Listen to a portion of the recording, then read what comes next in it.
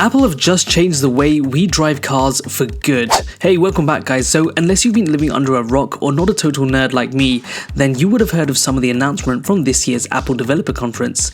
Most of you will already know of the Apple Carplay and how users can integrate a number of apps from their mobile device directly onto the infotainment screen within the car.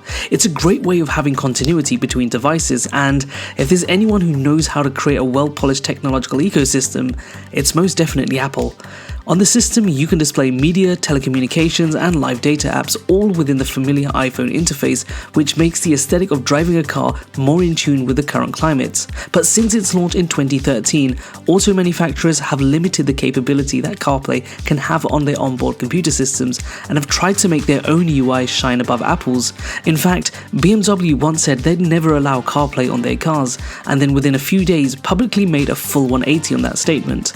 The limitations have meant that as a driver you can only use a central infotainment screen for CarPlay or Android Auto, and that the instrument cluster behind the steering wheel would remain purely manufacturer designed. But this is where the next generation of CarPlay comes in. From the late 2023, cars will now support a fully Apple integrated UI throughout the car. This means it won't just be pretty skins for apps. You will literally be able to control most of your in-car systems throughout this new interface. So what does that mean for real-world people like you and I? Well, imagine you're driving along and you wanted to change your driver mode within the car. Traditionally, you would have had to exit CarPlay and navigate through several menus to access this. With this next generation of CarPlay, users can access this seamlessly. In other words, for 99.99% of drivers, Apple has just made the driving experience so much better. And it doesn't stop there. Widgets integration will span all screens within the car, almost as though Apple has had a direct influence on the vehicle. Then there's what the instrument cluster will show. Now, unless you specifically opt for a car that has a traditional speedometer gauges, then what you will receive on this next generation of CarPlay is a fully immersive virtual cockpit that can be customized to your own preferences. Now, I'm a little unsure on this part because I personally enjoy the unique characteristics between every auto manufacturer's design language. It's what makes the car have some soul, no matter how tacky it may look and feel.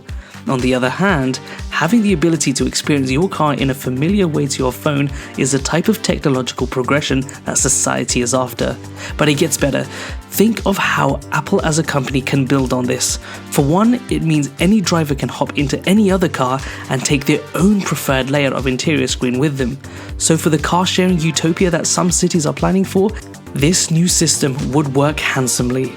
And secondly, this announcement at WWDC brings the company's Apple Car vision one step closer.